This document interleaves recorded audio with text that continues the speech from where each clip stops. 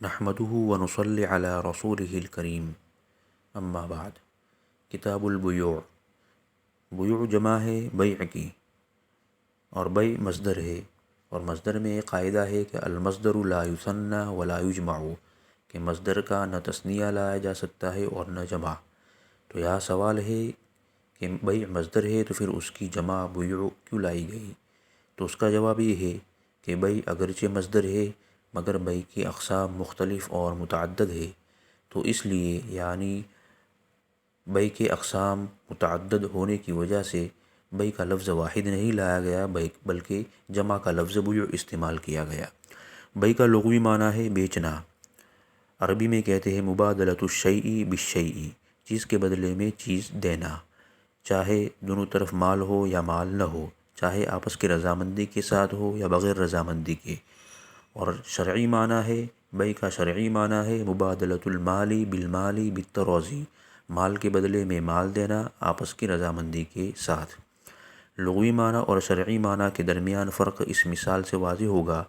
کہ مثلاً کسی شخص نے 50 روپے کے بدلے میں شراب خریدی، تو اس کو لغوی معنی کے اعتبار سے تو بیع کہا جائے گا، اس لیے کہ مبادلۃ الشیء بالشیء ہو گیا، لیکن شرعی معنی کے اعتبار سے اس کو بیع نہیں کہا جائے گا، اس لیے کہ دونوں طرف مال نہیں ہے، بلکہ ایک طرف مال ہے دوسری طرف خمر مال نہیں ہے، شراب مال نہیں ہے۔ اب پہلی عبارت ہے کتاب البیوع کی، البیع ینعقد بالایجاب والقبول اذا کان بلفظ الماضی۔ ترجمہ: بیع منعقد ہو جاتی ہے ایجاب اور قبول سے جبکہ وہ دونوں یعنی ایجاب اور قبول جبکہ وہ دونوں ماضی کے لفظ کے ساتھ ہو۔ بیع چونکہ عقود میں سے ہے اور تمام کے تمام عقود منعقد ہوتے ہیں ایجاب و قبول سے، لہٰذا بیع بھی چونکہ عقد ہے اس لیے وہ بھی ایجاب و قبول سے منعقد ہوگی۔ دوسری بات ایجاب و قبول کو سمجھنا ہے کہ ایجاب و قبول کسے کہتے ہیں۔ تو ایجاب و قبول کہتے ہیں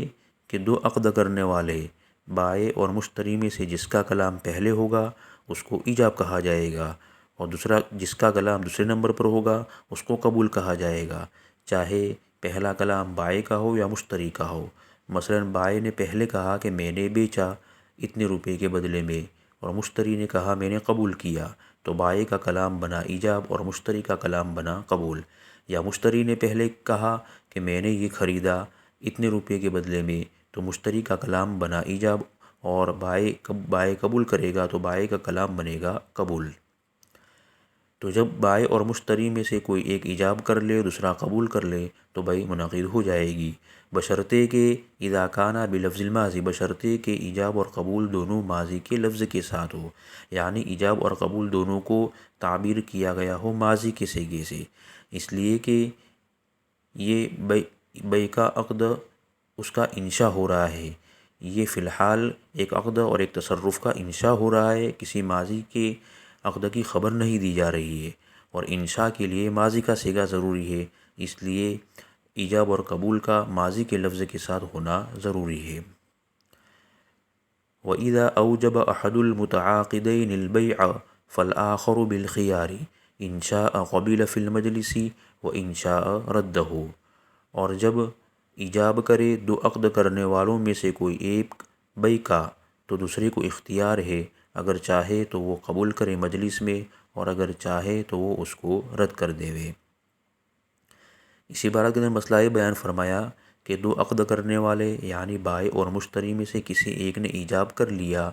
تو دوسرے ساتھی کو اختیار ہے، اور یہ اختیار مجلس کے اختتام تک رہے گا۔ تو گویا اس میں دو باتیں ہیں، ایک تو نفسی اختیار ملے گا، اختیار اس لیے ملے گا کہ اگر فوراً قبول کرنے کو لازم کر دیا جاوے تو دوسرے ساتھی کو تکلیف ہوگی، اس کو ضرر ہوگا کہ اس کو سوچنے کا بھی موقع نہیں ملا، اس لیے اس کو اختیار ملے گا۔ لیکن یہ اختیار غیر محدود نہیں ہے بلکہ مجلس کے اختتام تک، مجلس کے ختم ہونے تک محدود ہے، اس لیے کہ اگر اس کو محدود نہ رکھا جاوے، مجلس کے بعد بھی اس کو اختیار دیا جاوے تو پھر بائع کے لیے تکلیف کا باعث ہے کہ بائع کب تک انتظار کرتا رہے گا، مجلس کے بعد بھی اس کو اختیار دیا ہے تو پھر بائع کب تک انتظار کرتا رہے گا، اس لیے اختیار تو دیا گیا لیکن مجلس کے ختم تک۔ اگر مجلس سے ختم ہونے سے پہلے قبول کر لے تو بیع منعقد ہو جائے گی، اور اگر اس کو رد کر دے تو بھئی فسخ ہو جائے گی۔ فَأَيُّهُمَا قَوْمَ مِنَ الْمَجْلِسِ قَبْلَ الْقَبُولِ بَطَلَ الْإِيجَابُ۔ یہ پہلی والی عبارت کی تفریح ہے، اس پر تفریح مسئلہ ہے کہ جب بائع اور مشتری میں سے کسی نے ایک نے قبول کر لیا تو دوسرے کو اختیار ہے مجلس کے ختم ہونے سے پہلے چاہے تو قبول کر لے چاہے تو رد کر لے۔ اب فرماتے ہیں کہ اگر ایک نے ایجاب تو کر لیا لیکن دوسرے ساتھی نے ابھی قبول نہیں کیا تھا کہ قبول کرنے سے پہلے مجلس ختم ہو گئی، کہ ان میں سے کوئی ایک کھڑا ہو گیا تو پھر ایجاب باطل ہو جائے گا، یعنی اب دوسرے ساتھی کو قبول کرنے کا کوئی اختیار باقی نہیں رہے گا۔ پہلے جو ایجاب ہوا تھا وہ بھی باطل ہو گیا۔ اب اگر خریدنا ہے، خرید و فروخت کرنی ہے تو دوبارہ اثر نو ایجاب و قبول کرنا ہوگا۔ فَإِذَا حَصَلَ الْإِيجَابُ وَالْقَبُولُ لَزِمَ الْبَيْعُ وَلَا خِيَارَ لِوَاحِدٍ مِّنْهُمَا إِلَّا مِنْ عَيْبٍ أَوْ عَدَمِ رُؤْيَةٍ۔ پس جب حاصل ہو جاوے ایجاب اور قبول تو بیع لازم ہو جائے گی اور کوئی اختیار نہیں ہے ان دونوں میں سے کسی کے لیے مگر عیب کی وجہ سے یا نہ دیکھنے کی وجہ سے۔ اس عبارت کے اندر مسئلہ یہ ہے کہ جب بائع اور مشتری میں سے کسی ایک نے ایجاب کر لیا اور دوسرے نے قبول بھی کر لیا مجلس میں تو پھر بیع لازم ہو جائے گی، اور بیع لازم ہونے کا مطلب یہ ہے کہ اب دونوں میں سے کسی کو بیع فسخ کرنے کا کوئی اختیار نہیں ہوگا دوسرے ساتھی کی رضامندی کے بغیر۔ اسی کو اگلی عبارت میں فرمایا وَلَا خِيَارَ لِوَاحِدٍ مِّنْهُمَا، کہ ان دونوں میں سے کسی کو بیع فسخ کرنے کا کوئی اختیار نہیں ہے۔ پھر اس میں سے یہ مستثنیٰ کیا دو صورتوں کو، الا من عیب او عدم رؤیت، ہاں دو صورتوں میں اختیار مل سکتا ہے، عیب کی وجہ سے یا عدم رؤیت کی وجہ سے۔ یہ خیار عیب اور خیار رؤیت ہے جس کا مستقل باب بعد میں آ رہا ہے۔ یہاں اتنا سمجھ لیجئے کہ عیب کی وجہ سے خیار ملنے کا مطلب یہ ہے کہ اگر مشتری نے مبیع خرید لینے کے بعد اس نے مبیع میں کوئی ایسا عیب پایا کہ جس عیب کو جو عیب بائع کے پاس سے آیا تھا اس کے پاس اگر پیدا نہیں ہوا تھا لیکن عقد کے وقت وہ اس پر مطلع نہیں ہوا تھا، بعد میں مطلع ہوا، تو پھر اس عیب کی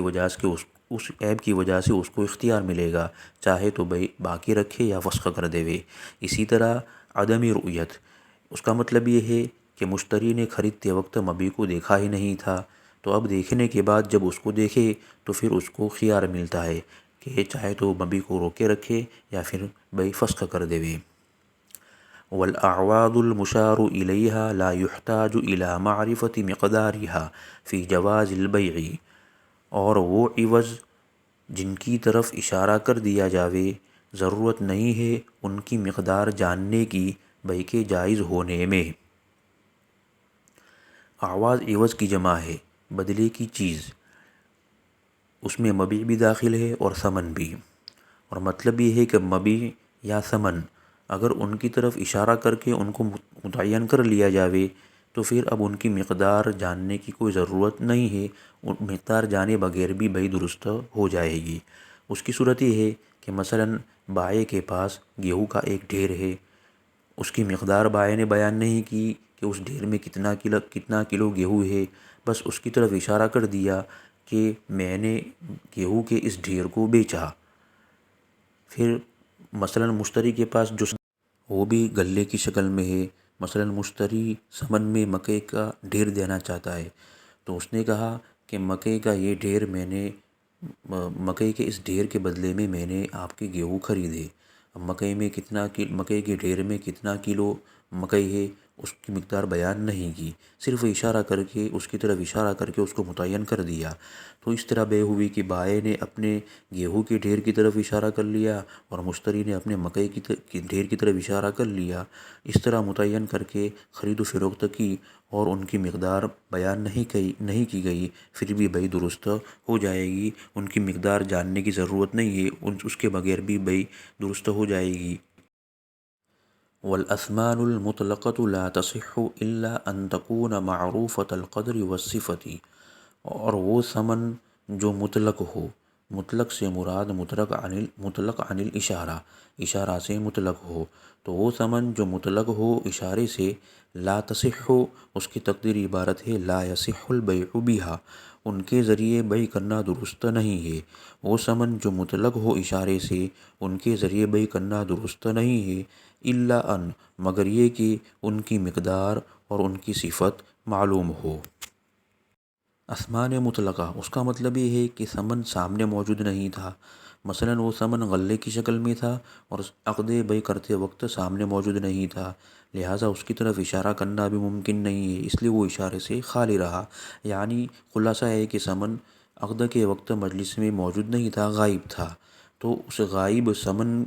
کے بدلے میں بیع کرنا کہ جو اشارے سے بھی خالی ہے درست نہیں ہے۔ ہاں، اس کے ذریعے بیع درست ہونے کے لیے شرط یہ ہے کہ اس کی مقدار اور اس کی صفت بیان کر دی جاوے۔ مثلا مشتری کہے کہ میرے پاس مکئی کا ڈھیر ہے،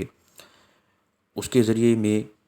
خریدتا ہو، تو اس طرح بیع کرنا درست نہیں ہے۔ درست کرنے کے لیے ضروری ہے کہ مکئی کے ڈھیر کی مقدار بیان کر دے کہ اس میں کتنا کلو مکئی ہے، اسی طرح اس کی صفت بھی بیان کر دے کہ وہ جید ہے، ردی ہے، اعلیٰ قسم کا ہے یا گھٹیا قسم کا ہے وغیرہ۔ وَيَجُوزُ الْبَيْعُ بِثَمَنٍ حَالٍ وَمُؤَجَّلٍ اذا كان الاجل معلوما، اور جائز ہے بیع کرنا نقد ثمن کے بدلے میں اور ادھار ثمن کے بدلے میں جبکہ مدت معلوم ہو۔ اس عبارت کے اندر سیدھا مسئلہ ہے، یعنی عقد بیع میں ثمن کو نقد ادا کرنا اور ثمن ادھار رکھنا دونوں صورتیں جائز ہے۔ مشتری کے لیے جائز ہے کہ وہ نقد ثمن ادا کر کے مبیع خریدے یا ثمن کو ادھار رکھے، لیکن ادھار کی صورت میں شرط یہ ہے کہ مدت معلوم ہو، یعنی جتنے دن ادھار رکھنا ہے وہ دن متعین کر دے۔ مثلا یہ کہے کہ میں اس مہینے کی آخری تاریخ کو ثمن ادا کروں گا، یا یہ کہ آئندہ مہینے کی 15 تاریخ کو ادا کروں گا، کسی بھی صورت سے مدت متعین ہو جاوے تو بیع کرنا درست ہے۔